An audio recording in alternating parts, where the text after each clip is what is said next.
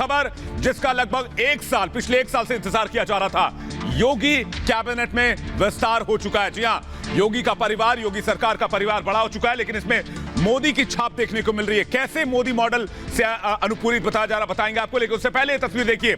आज जितिन प्रसाद और जो बाकी मंत्री हैं वो यहां पर शपथ लेते नजर आए, लेकिन इसके साथ ही वहां पर योगी आदित्यनाथ भी मौजूद थे। वो तस्वीर भी हम आपको दिखाएंगे। योगी आदित्यनाथ नजर आए। देखिए, योगी आदित्यनाथ जो इस कैबिनेट विस्तार को कहा जा रहा है कि हालांकि उन्होंने ट्वीट कर सबको बधाई दी, कैबिनेट विस्तार में कहा जा रहा है सभी वर्गों को समान जगह देने की कोशिश की गई है। और योगी आदित्यनाथ के ऊपर कई तरह के सवाल उठाए जा रहे थे। कहा यह जा रहा था उनकी चल नहीं रही या उनका कोई सुन नहीं रहा, लेकिन आज तमाम कयासों को दरकिनार करते हुए योगी आदित्यनाथ ने यह आज बड़ा फैसला कर दिखाया और सबको चौंका दिया। लेकिन इस बीच प्रधानमंत्री नरेंद्र मोदी का जिक्र इस खबर को लेकर क्यों हो रहा है, यह भी आपको बताते हैं। प्रधानमंत्री नरेंद्र मोदी हालांकि वापस लौट आए, लेकिन जिक्र इसलिए हो रहा है क्योंकि योगी के कैबिनेट एक्सपेंशन में आपको बता दें कि मोदी की झलक देखने को मिल रही है। क्योंकि मोदी सरकार की जब कैबिनेट विस्तार हुई थी तो उसमें भी सभी वर्गों को साधने की कोशिश की गई थी। लेकिन आपको बताते हैं आखिर किन किन की लॉटरी लगी है आज के इस कैबिनेट एक्सपेंशन में। अगर उत्तर प्रदेश की बात करते हैं, सबसे पहला और बड़ा नाम जो है वो जितिन प्रसाद का है, जो कांग्रेस से बीजेपी में आए, कैबिनेट मंत्री बनाए गए हैं, ब्राह्मण समुदाय से आते हैं, 2 बार सांसद रहे, केंद्र में यूपीए सरकार के दरमियान मंत्री रहे, कांग्रेस से बीजेपी में शामिल हुए हैं। अगला नाम छत्रपाल सिंह गंगवार, राज्य मंत्री बनाए गए हैं, कुर्मी बिरादरी से आते हैं, बरेली के बहेड़ी से विधायक हैं। अगला नाम है पलटू राम, राज्य मंत्री बनाए गए हैं, जाटव समुदाय से आते हैं, बलराम सदर सीट से विधायक हैं। इसके बाद अगला नाम है डॉक्टर संगीता बलवंत बिन, राज्य मंत्री बनाई गई हैं, मल्लाह समुदाय से आती हैं, गाजीपुर सदर से विधायक हैं। अगला नाम है संजीव कुमार गोंडका, राज्य मंत्री बनाए गए हैं, अनुसूचित जनजाति से हैं, सोनभद्र के ओबरा से विधायक हैं। इसके अलावा दिनेश खटीक को आज मंत्री पद की शपथ दिलाई गई, राज्य मंत्री बनाए गए हैं, अनुसूचित जाति से आते हैं, मेरठ के हस्तिनापुर से खटीक विधायक हैं। और एक और नाम है धर्मवीर सिंह प्रजापति, राज्य मंत्री बनाए गए हैं, प्रजापति समाज से आते हैं, यूपी विधान परिषद के सदस्य हैं। ये तमाम जो नाम है, ये सबसे बड़ी बात। लेकिन इससे बड़ी बात आपको बता दें कि योगी आदित्यनाथ ने आज ट्वीट कर इन तमाम राज्य मंत्रियों को बधाई दी और कहा कि ये जो चुनाव हुआ, यानी कि ये जो एक्सपेंशन हुआ, ये विस्तार हुआ, जिनको चुना गया इस विस्तार के लिए, वो आगे आने वाले समय में राज्य में विकास की गति को आगे देंगे। उत्तर प्रदेश मंत्रिमंडल में योगी आदित्यनाथ ने जो ट्वीट किया वो हम आपको दिखा रहे हैं। शामिल हुए सभी नए सदस्यों को हार्दिक बधाई एवं शुभकामनाएं, ये योगी आदित्यनाथ का ट्वीट था। यानी योगी आदित्यनाथ जिस तरह के तेज फैसले के लिए जाने जाते हैं वो उसमें दिख रहा है। पूर्ण विश्वास है उन्हें कि आपकी ऊर्जा, प्रतिबद्धता, अनुभव, अंत्योदय के संकल्प को सरकार साकार करने में सहयोगी सिद्ध होंगे। यानी कि जो सरकार की नीति है उसे जो है वो सिद्ध करने में ये जो नए मंत्री चुने गए हैं वो इस मामले में अहम भूमिका निभाएंगे। लेकिन सबसे बड़ी बात यह है कि चुनाव में अब महज 6 महीने का वक्त बचा हुआ है, तो ऐसे में क्या ये बीजेपी का मास्टर स्ट्रोक कहा जाए या बीजेपी का लक्ष्य इससे भी आगे का है? देखते हैं इस रिपोर्ट में। मैं जितिन प्रसाद, मैं छत्रपाल, मैं पलटू राम, मैं डॉक्टर संगीता बलवंत, मैं संजीव कुमार, मैं दिनेश खटीक, मैं धर्मवीर सिंह ईश्वर की शपथ लेता हूं। आखिरकार तमाम अटकलों पर विराम लग गया, तमाम अटकलबाजियां औंधे मुंह गिर गई, तमाम कयास धारे के धारे रह गए। योगी आदित्यनाथ ने आज अपने मंत्रिमंडल का विस्तार कर दिया। उन्होंने अपने मंत्रिमंडल में ऐसे चेहरों को शामिल किया जो शिक्षित हैं, जिनकी गिनती कर्मठ कार्यकर्ताओं में की जाती है, जिनकी छवि बेदाग है। मंत्रिमंडल अधिकार ये सरकार का और माननीय मुख्यमंत्री का अधिकार होता है। सरकार की शुरू से नियत रही है समय समय पर सभी पक्षों को सभी के लिए काम करना, सबका साथ सबका विकास के आधार पर सरकार का संचालन रहा है। तो मैं समझता हूँ कि एक बहुत अच्छा ये विस्तार है। दरअसल योगी मंत्रिमंडल के विस्तार का लंबे समय से इंतजार किया जा रहा था। सियासी दलों समेत मीडिया का एक तबका विस्तार में देरी को लेकर योगी को कटघरे में खड़ा कर रहा था। कोई कह रहा था योगी विस्तार नहीं चाहते, तो कोई कह रहा था आलाकमान के नाम उन्हें पसंद नहीं। जितनी मुंह उतनी बातें हो रही थी। लेकिन योगी ने आज सबकी जुबान बंद कर दी। समाज के उन हिस्सों से आने वाले जिनको कभी कोई नहीं पूछता था, भारतीय जनता पार्टी ने उनको सम्मान दिया है, उनको स्थान दिया है, उनको मंत्रिपरिषद में जगह दिया है। और आज योगी आदित्यनाथ जी के नेतृत्व वाले मंत्रिपरिषद में हमारे जो 7 सदस्य शामिल हुए हैं, उनको सबको मैं बधाई देता हूं, अभिनंदन करता हूं। दरअसल कल तक किसी को इसकी भनक भी नहीं थी, लेकिन आज सुबह जैसे ही प्रधानमंत्री मोदी अमेरिका के दौरे से लौटे, योगी ने इसका ऐलान कर दिया और शपथ ग्रहण भी करा दिया गया। लेकिन आखिर ये क्यों कहा जा रहा है कि योगी कैबिनेट में मोदी कैबिनेट यानी कि मोदी मॉडल की झलक नजर आती है? आइए आपको बताते हैं। हाल में नरेंद्र मोदी सरकार ने कैबिनेट विस्तार किया था, उसमें हर तबके की भागीदारी सुनिश्चित की गई थी। लेकिन इसमें अगर आप देखें तो इसमें पिछड़ों को आगे बढ़ाया गया है। इस कैबिनेट एक्सपेंशन में अगर आप खास तौर पर ध्यान देंगे, दलितों को मंत्रिमंडल में जगह दी गई है। इसके अलावा अनुसूचित जनजाति को भी तवज्जो मिली है, यह भी खास बात है। मेहनती भरोसेमंद को मंत्री बनाया गया, यानी कि जो कर्मठ है, जो जायज उम्मीदवार है, उनको सामने लाया गया। समाज सेवा से जुड़े लोगों को तरजीह दी गई है। ये तमाम बड़ी बात है। लेकिन अब सवाल यह है कि अब जो ये योगी सरकार का परिवार है, यानी कि योगी कैबिनेट कितनी बड़ी हो गई है, इस पर नजर डालते हैं। योगी कैबिनेट में आखिर कितने मंत्री, ये देखने वाली बात है। कुल मंत्रियों की संख्या फिलहाल योगी कैबिनेट में 60 है, जिसमें कैबिनेट मंत्री, अगर सिर्फ कैबिनेट मंत्री की बात करें तो 24 हैं। राज्य मंत्रियों की संख्या 9 है, माफ कीजिएगा, राज्य मंत्री 27 हैं। इसके अलावा आपको बता दें कि 9 की जो संख्या है वो स्वतंत्र प्रभार के राज्य मंत्री बनाए गए हैं। ये फिलहाल जो है वो कैबिनेट की तस्वीर है। लेकिन अब नए मंत्री जो चुने गए वो क्या कह रहे हैं, कैबिनेट में शामिल होने के बाद उनकी क्या प्रतिक्रिया रही, बीजेपी की तरफ से क्या प्रतिक्रिया आई इस कैबिनेट एक्सपेंशन के बाद, आइए सुनते हैं। मैं इतना कह सकता हूं कि भारतीय जनता पार्टी जिस तरीके से हम लोग काम कर रहे हैं, हमें पूरा विश्वास है कि उत्तर प्रदेश की जनता का आशीर्वाद मिलेगा और पहले से भी ज़्यादा प्रचंड बहुमत से मोदी जी और योगी जी के नेतृत्व में उत्तर प्रदेश में सरकार बनेगी। राज्य मंत्री का एक नाम हमें आज मिला है। हम सब लोग मिलकर के काम करेंगे और निश्चित रूप से हम 2022 में स्पष्ट रूप से सरकार बनाएंगे। राज्य मंत्री के रूप में मुझे जो शपथ ग्रहण आज करी है मैंने, उसके अनुरूप सबका साथ सबका विकास को साथ लेकर के चलना है। कम समय में हम लोग को जिस प्रकार से मंत्रिमंडल में शामिल किया गया है, हम प्रयास करेंगे कि कम समय में अधिक काम हम लोग को करना है।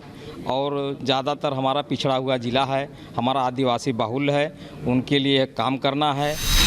शीर्ष नेतृत्व को मैं धन्यवाद दे रही हूँ और हम लोग का प्रयास रहेगा कि हम लोग बेहतर कार्य करें प्रदेश के लिए। ये महिलाओं के सशक्तिकरण का प्रतीक है। तो उत्तर प्रदेश में सीएम योगी आदित्यनाथ के इस कैबिनेट एक्सपेंशन को आखिर मास्टर स्ट्रोक क्यों कहा जा रहा है, इस पर नजर डालते हैं। ये यूपी कैबिनेट जो है, मुख्यमंत्री योगी आदित्यनाथ ने आज के मंत्रिमंडल विस्तार के साथ ही विपक्षी दलों को जोर का झटका धीरे से दिया। योगी आदित्यनाथ ने इस विस्तार में उस समुदाय पर फोकस किया है जिनके वोट बैंक की सियासत विपक्षी पार्टियां खासकर ज्यादा करती हैं और उसका फायदा उठाकर सत्ता में पहुंचती रही हैं। जैसे अखिलेश यादव का कोर वोटर है यादव और उन्हें अन्य पिछड़ों का भी वोट मिलता रहा है। योगी को पता है कि यादव वोटर अखिलेश के साथ मजबूती से खड़ा है। ऐसे में उन्होंने गैर यादव जातियों पर फोकस लिया है और उस समुदाय से कई मंत्री बनाए गए हैं जो अखिलेश के लिए चिंता की बात है, उनकी पार्टी के लिए चिंता की बात है। ठीक उसी तरह दलित के वोट के सहारे मायावती सत्ता का सुख लेती रही हैं। जाटव उनका कोर वोटर रहा है जो उनके साथ मजबूती से खड़ा रहता है। योगी ने गैर जाटव को तवज्जो देकर मायावती के लिए मुश्किलें बढ़ाने की प्लानिंग की है। योगी मंत्रिमंडल में शामिल चेहरों पर अगर गौर करें तो साफ है कि जितने लोग आज मंत्री बनाए गए हैं, सबका अपने अपने इलाके और अपनी अपनी जाति पर अच्छी पकड़ है और सबकी अपनी खास और ईमानदार पहचान भी है। आज योगी सरकार में 7 नए मंत्री शामिल किए गए हैं। इनमें 1 ब्राह्मण समुदाय से है, 3 दलित समुदाय से हैं और 3 ओबीसी बिरादरी से ताल्लुक रखते हैं। दरअसल योगी को भी पता है कि 2022 का चुनाव आसान नहीं रहने वाला है।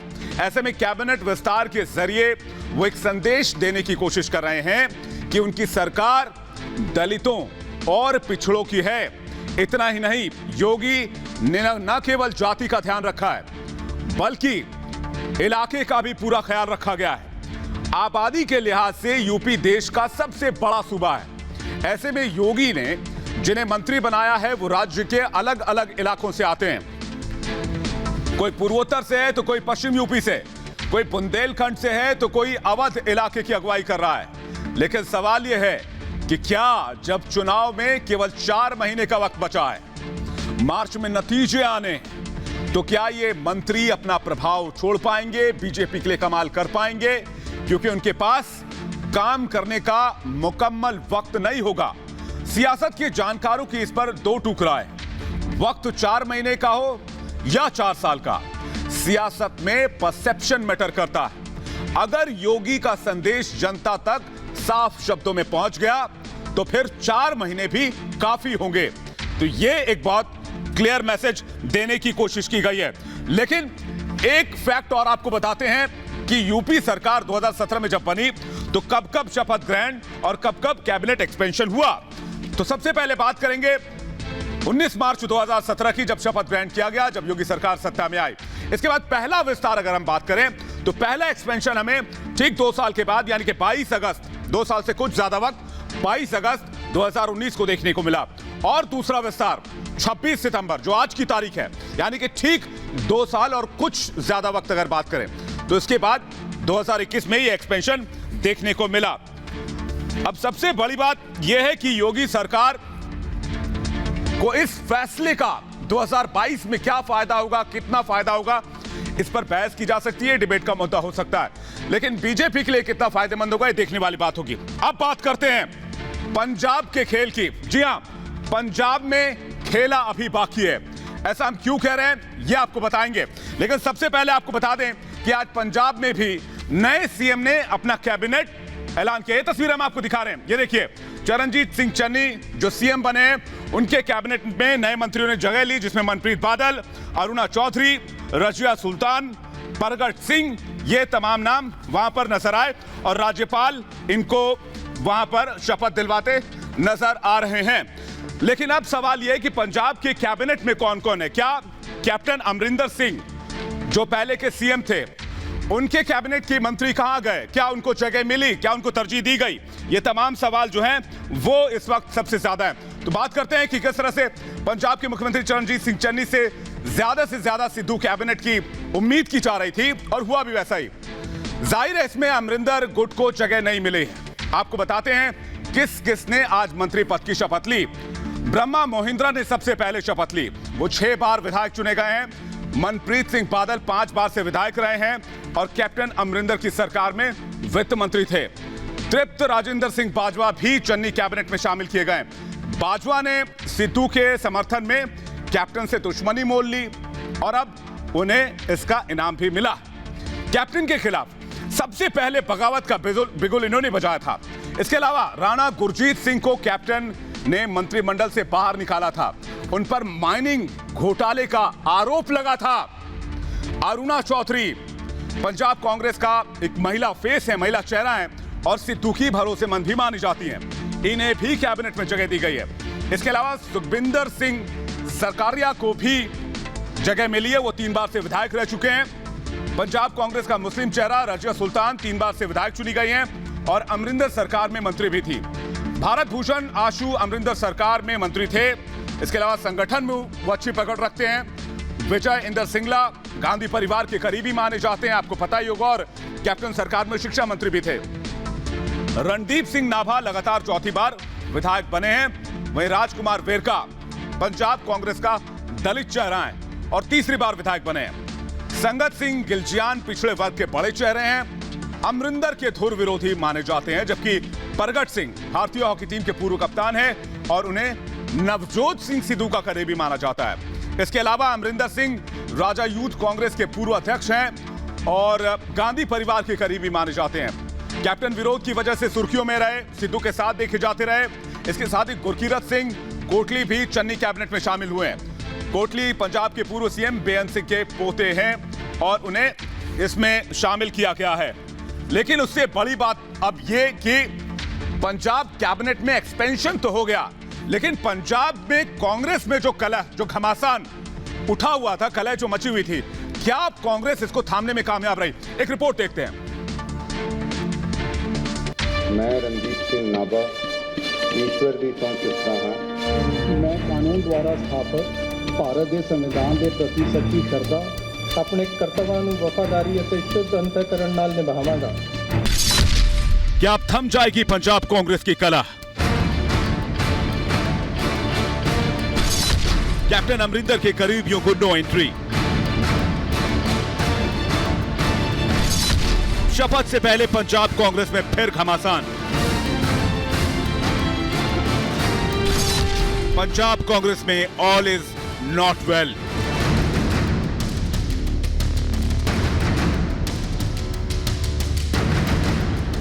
पंजाब कांग्रेस में गुटबाजी और उठापटक का दौर खत्म होने का नाम नहीं ले रहा है। कैप्टन अमरिंदर के इस्तीफे के बाद सीएम चरणजीत सिंह चन्नी ने सीएम पद की शपथ ली और अब चन्नी कैबिनेट का विस्तार हो गया है। लेकिन चुनाव से पहले पंजाब कांग्रेस में इस पर भी जमकर घमासान हुआ। चन्नी कैबिनेट में अमरिंदर सिंह के खास गुरप्रीत सिंह, राणा गुरमीत सिंह सोढ़ी समेत कई मंत्रियों को जगह नहीं मिली है। दरअसल चुनाव से पहले आलाकमान की कोशिश है कि सब कुछ ठीक कर लिया जाए, लेकिन यह होता नहीं दिख रहा। आज 6 विधायकों ने राणा गुरजीत सिंह को मंत्री बनाए जाने को लेकर सवाल उठाए। वहीं शपथ ग्रहण समारोह से पहले पूर्व स्वास्थ्य मंत्री बलबीर सिंह और पूर्व मंत्री गुरप्रीत सिंह ने हाईकमान को चिट्ठी लिखी और पूछा कि उन्हें यह बताया जाए कि उनकी गलती क्या है जो उन्हें मंत्रिमंडल में दोबारा शामिल नहीं किया जा रहा। दोनों विधायकों का आरोप है कि कैप्टन के साथ वफादारी निभाने की वजह से आलाकमान ने यह सजा उन्हें दी है। वफादारी नाल उन्हां नाल साथ दिता है ते ये सजा सानू ऐ नहीं सी देनी चाहिए। वहीं फेसबुक लाइव होकर कांग्रेस के विधायक कुलजीत नागरा ने मंत्री पद की अपनी दावेदारी छोड़ी। इसी से अंदाजा लगाया जा सकता है कि कांग्रेस आलाकमान की सारी कोशिशें फेल होती नजर आ रही हैं। इतना ही नहीं, कांग्रेस के कुछ विधायक सिद्धू के पटियाला आवास पर पहुंचे और राणा गुरजीत सिंह को मंत्री बनाए जाने का विरोध किया। इधर कैप्टन खेमे और सिद्धू खेमे की नजर भी इस कैबिनेट विस्तार पर लगी हुई थी और कैबिनेट विस्तार के बाद भी पंजाब कांग्रेस का घमासान नहीं थम रहा। दरअसल कैप्टन के ना चाहते हुए भी सिद्धू को पंजाब कांग्रेस का अध्यक्ष बनाया गया। इसके बाद अचानक विधायकों की बैठक बुलाई गई, जिसकी वजह से कैप्टन नाराज हो गए। कैप्टन ने भी इस्तीफा देने के बाद कांग्रेस हाईकमान पर सवाल उठाए थे। कैप्टन ने रिपब्लिक नेटवर्क के editor in chief Arnab Goswami को दिए इंटरव्यू में साफ कहा था कि सियासत में हमेशा विकल्प खुले होते हैं। 3 ऑप्शन है। 1, कैप्टन अमरिंदर सिंह कांग्रेस में ही रहेंगे। ऑप्शन 2, कैप्टन अमरिंदर सिंह अपनी पार्टी को खड़ा करेंगे। ऑप्शन 3, किसी और पार्टी में ज्वाइन करेंगे। Are you open to all 3 options? क्या तीनों ऑप्शन आपके सामने है कि? I cannot say anything at the moment. I can only tell you this. अभी मत मुझे पूछें, लेकिन जब टाइम आएगा मैं जरूर आपको बताऊंगा, but it's too soon. मतलब यह है कि पंजाब में चुनाव से पहले कांग्रेस में खेला अभी खत्म नहीं हुआ है, अभी तो इसकी शुरुआत ही हुई है। पंजाब में चरणजीत सिंह चन्नी कैबिनेट में 15 मंत्रियों को शामिल किया गया है, लेकिन बड़ा सवाल यह है कि क्या कैबिनेट विस्तार के बाद कांग्रेस के लिए सब कुछ ठीक हो जाएगा या फिर घमासान और तेज होगा। इस कैबिनेट में अमरिंदर सरकार के कई पूर्व मंत्रियों को जगह दी गई है। वैसे मंत्री जिन्हें अमरिंदर ने बाहर कर दिया था या अमरिंदर के साथ उनकी नहीं बन रही थी, उन लोगों को जगह मिली, लेकिन अमरिंदर के करीबियों को इस कैबिनेट में जगह नहीं दी गई। मुख्यमंत्री तो चन्नी है, लेकिन इस कैबिनेट में सिद्धू का छाप साफ दिखता है। उनके करीबियों को थोक के भाव में जगह दी गई है। ऐसा लग रहा है कि कैबिनेट में शामिल होने की पहली शर्त सिद्धू का करीबी होना ही रखा गया था। दूसरी शर्त कैप्टन का विरोधी होना था। ऐसे कई चेहरे हैं जिन्हें सिद्धू के समर्थन का इनाम दिया गया और ऐसे कई चेहरे हैं जो कैप्टन के विरोध की वजह से इस कैबिनेट में जगह पाए। कुल मिलाकर कैप्टन के करीबियों को इस कैबिनेट में जगह नहीं दी गई। चरणजीत सिंह चन्नी कैबिनेट में दलित से लेकर हिंदू और अल्पसंख्यक चेहरों को भी जगह दी गई है, लेकिन इस कैबिनेट में सिद्धू के साथ ही गांधी परिवार के करीबियों को भी जगह मिली है। कांग्रेस आलाकमान चुनाव से पहले सब कुछ ठीक कर लेना चाहता है क्योंकि चुनाव में बहुत वक्त नहीं है, लेकिन आज भी शपथ ग्रहण से पहले कई विधायकों ने सीधे आलाकमान से सवाल पूछे। इससे साफ है कि पंजाब कांग्रेस का घमासान अभी थमता नजर नहीं आ रहा है। लेकिन अब सबसे बड़ी बात यह कि इसका असर क्या होगा। तो चुनाव से कुछ महीने पहले कांग्रेस में मचे इस घमासान से क्या असर होने वाला है, ये आपको बताते हैं। दरअसल अब यह साफ हो गया है कि चुनाव से पहले कांग्रेस में गुटबाजी चरम पर है। कैप्टन अमरिंदर सिंह के इस्तीफे के बाद भी विवाद नहीं सुलझा है, जिसकी तस्वीर भी आज सामने आ गई। आज शपथ ग्रहण से पहले भी विधायकों ने खुलकर नाराजगी जाहिर की और इससे पंजाब में वापसी की तैयारी कर रही कांग्रेस को झटका तो जरूर लगा होगा। कैप्टन के करीबियों को इस कैबिनेट में जगह नहीं मिली है, उन्हें बेइज्जत किया गया है। जाहिर है अभी यह मामला और तूल पकड़ने वाला है और आगे बढ़ने वाला है। गुटबाजी अभी और खुलकर सामने आएगी, कलह और ज्यादा बढ़ेगा। सिद्धू अमरिंदर में तल्खी अब इतनी बढ़ चुकी है कि इसे पाटना भी मुश्किल नजर आ रहा है। ऐसे में दोनों एक दूसरे को कमजोर करने की कोशिश करेंगे और इसका सीधा असर पार्टी पर होगा। इस्तीफे के बाद से अमरिंदर सरकार ने नई सरकार से दूरी बना रखी है। मुख्यमंत्री के शपथ ग्रहण में भी अमरिंदर सिंह नहीं पहुंचे। इसके बाद अब सबकी नजर अमरिंदर के अगले कदम पर जाकर टिक गई है। लेकिन अमरिंदर सिंह क्या करेंगे, यह सबसे बड़ा सवाल है। वो अमरिंदर सिंह जिन्होंने 52 सालों तक सियासत की, जिन्होंने कई दशकों तक कांग्रेस की राजनीति की, कांग्रेस का सपोर्ट किया, कांग्रेस की तरफ से 9.5 साल मुख्यमंत्री रहे, वही अमरिंदर सिंह जिन्होंने रिपब्लिक भारत पर आकर बोला कि आखिर उनका खेल, उनकी सियासत अभी बाकी है और वो थमेंगे नहीं, वो कैप्टन है। क्या कर सकते हैं? कांग्रेस छोड़ सकते हैं अमरिंदर सिंह? हालांकि इसके संकेत उन्होंने नहीं दिए। नई पार्टी बना सकते हैं, यह सवाल भी पूछा था, इसके कयास भी लगाए जा रहे हैं। कांग्रेस उम्मीदवारों की मुश्किलें बढ़ा सकते हैं अगर वो नई पार्टी बनाते हैं तो। दूसरी पार्टी में शामिल हो सकते हैं, इसके चांसेस भी हैं। ऐसा होता है तो कांग्रेस को नुकसान होगा। दूसरा गठबंधन बना सकते हैं, अगर ऐसा होगा तो भी कांग्रेस को नुकसान संभव है। तो ये बहुत लाजिमी सवाल जो यहां पर सामने रखे गए। लेकिन अब अमरिंदर क्या करेंगे, इस पर पंजाब कांग्रेस का भविष्य बहुत कुछ निर्भर करेगा। और अब बात करते हैं आज की एक और बहुत बड़ी खबर की। देश के माननीय प्रधानमंत्री नरेंद्र मोदी अमेरिकी दौरे से वापस आ गए। 90 घंटे का अमेरिकी दौरा। तो अमेरिकी दौरे से कितना हुआ शुद्ध लाभ भारत का, भारत के प्रधानमंत्री का अमेरिका दौरा कितना कामयाब रहा, इस पर बात करेंगे। यह तस्वीरें आप तब की देख रहे हैं जब प्रधानमंत्री नरेंद्र मोदी पालम एयरपोर्ट पर, दिल्ली के पालम एयरपोर्ट पर पहुंचे और वहां पर सैकड़ों की संख्या में लोग मौजूद थे जो प्रधानमंत्री के सम्मान में, प्रधानमंत्री के स्वागत के लिए वहां पहुंचे थे। तो प्रधानमंत्री के अमेरिका दौरे से भारत को क्या मिला, इस पर एक रिपोर्ट देखते हैं।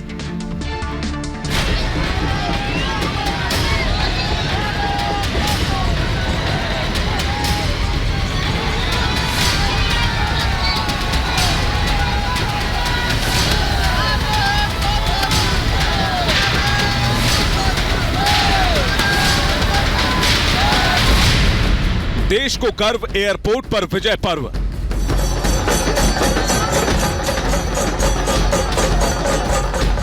विश्व गुरु मोदी का ग्रैंड वेलकम।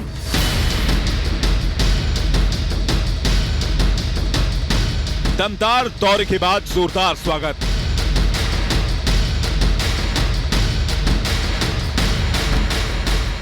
ये वो तस्वीरें हैं जो बता रही हैं कि भारत के प्रधानमंत्री नरेंद्र मोदी न सिर्फ देश का सम्मान है बल्कि उसका गौरव है, उसका अभिमान और 125 करोड़ भारतवासियों का अभिमान है।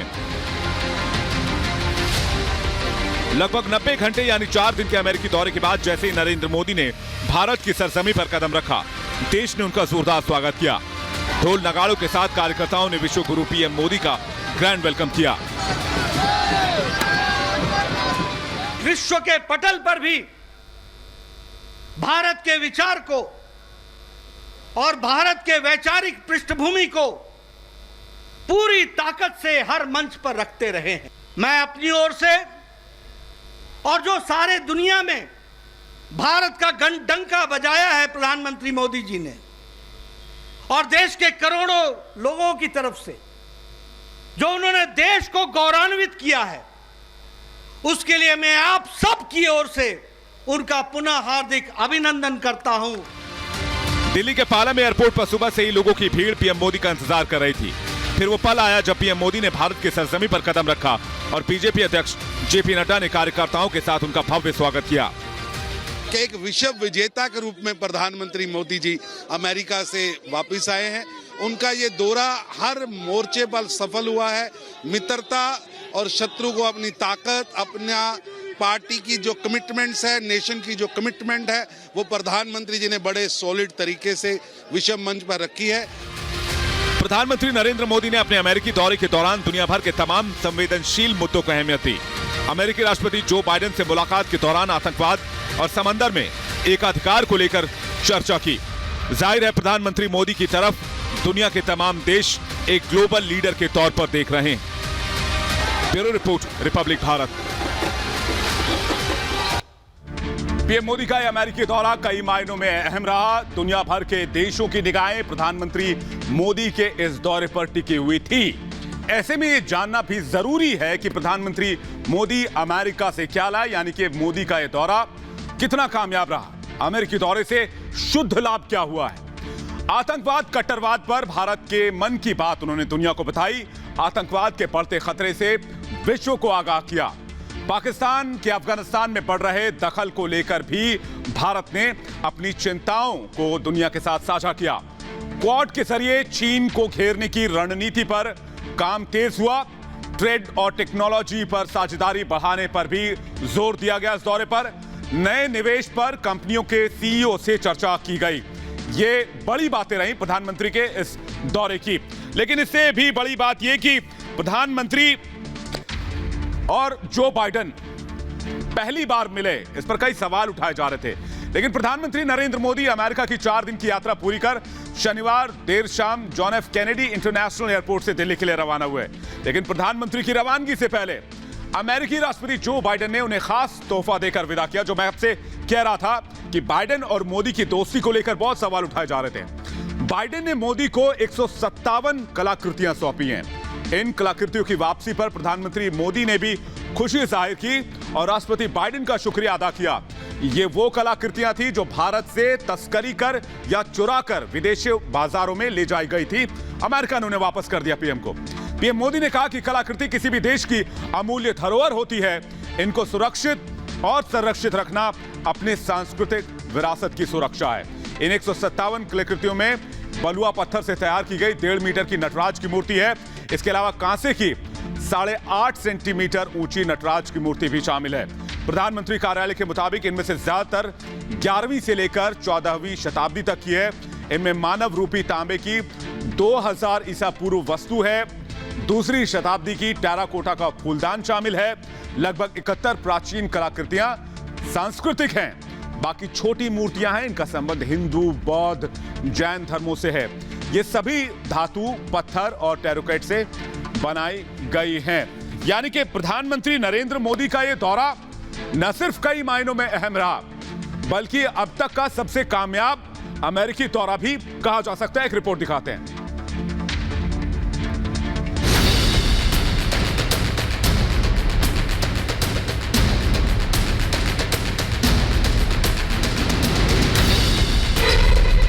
प्रधानमंत्री की यात्रा से भारत को क्या मिला?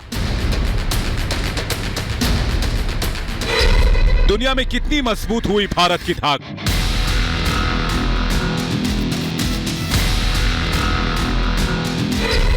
चीन पाक को घेरने में कितना कामयाब रहा भारत?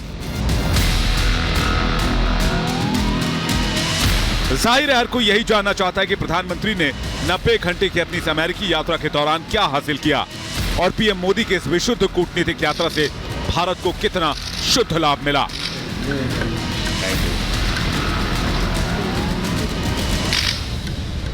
कहते हैं कि डिप्लोमेसी में हर शब्द और हर व्यवहार का एक मतलब होता है और उससे भी अहम उसमें एक संदेश छिपा होता है। पीएम मोदी के अमेरिकी दौरे पर यह बात पूरी तरह से लागू होती है। किसी भी कूटनीतिक यात्रा में कारोबार और ट्रेड पर बात होना बेहद अहम होता है। प्रधानमंत्री नरेंद्र मोदी इस बात से अच्छी तरह वाकिफ हैं। इसलिए उन्होंने इस यात्रा के दौरान अमेरिका और भारत के बीच कारोबार को बढ़ाने पर जोर दिया। 2016 में और 2014 में मुझे आपसे विस्तार से बात करने का मौका मिला और उस समय आपने भारत अमेरिका के संबंधों का आपका जो विजन है जिसको आपने शब्दबद्ध किया। और प्रधानमंत्री नरेंद्र मोदी पालम एयरपोर्ट पर उतरे, लेकिन पालम एयरपोर्ट पर उतरने के बाद बैठक में शामिल हुए। सवाल ये जो अमूमन पूछा जाता है कि प्रधानमंत्री लंबी विदेश यात्राओं के बाद भी थकते क्यों नहीं है, उन्हें टेक्निकल भाषा में कहा जाए तो उन्हें जेट लैग क्यों नहीं होता। तो प्रधानमंत्री नरेंद्र मोदी अपना अमेरिकी दौरा पूरा कर स्वदेश लौट आए हैं। आते ही एक बार अपने फिर से काम में लग गए, बैठकें शुरू कर दी। अमेरिका में पीएम मोदी का कार्यक्रम बेहद व्यस्त रहा। संयुक्त राष्ट्र महासभा में अपने संबोधन के कुछ घंटे के बाद ही वो भारत के लिए रवाना हो गए और एक बार फिर से यहां काम में लग गए। प्रधानमंत्री ने अमेरिका में 20 बैठकों में हिस्सा लिया। इसके अलावा फ्लाइट में यानी अमेरिका से भारत लौटने तक उन्होंने 4 अहम बैठकें भी की। अमेरिका से लौटने के बाद प्रधानमंत्री मोदी ने गृह मंत्री अमित शाह और रक्षा मंत्री राजनाथ सिंह के साथ अपने आवास पर 2.5 घंटे लंबी एक बैठक की, जिसमें कई अहम मुद्दों पर मंथन किया गया। तो जो सवाल मैं आपसे कह रहा था कि आखिर प्रधानमंत्री नरेंद्र मोदी को अमेरिकी यात्रा के बाद भी जरा भी थकान क्यों नहीं हुई, उन्हें जेटलैग क्यों नहीं होता? आपने अक्सर सुना होगा कि लंबी यात्रा के बाद लोग थक जाते हैं, इस थकान को जेटलैग कहा जाता है।